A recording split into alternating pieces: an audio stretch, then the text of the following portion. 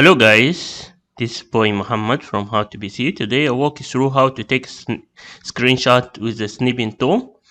The step is very easy. You go to shares field and type snip, easy, snip tool, click on it. You see we have like 5 options.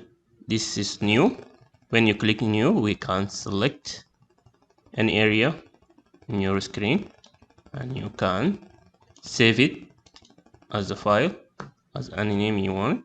Click save and you can do another things like you can choose the mode from free from snippet, rectangle snippet, window snippet or full screen, or you can delay in 1 second 2 seconds if it's something moving, or you can hit option. You can use the ink color when you type something. When you like take a screen for that, you can choose here.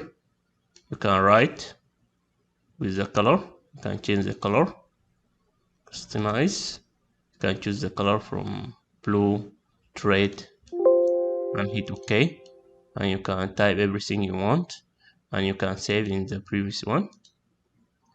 This video for today hope I helpful for you, and don't forget to subscribe my channel to see new stuff, and see you next time guys. Bye bye.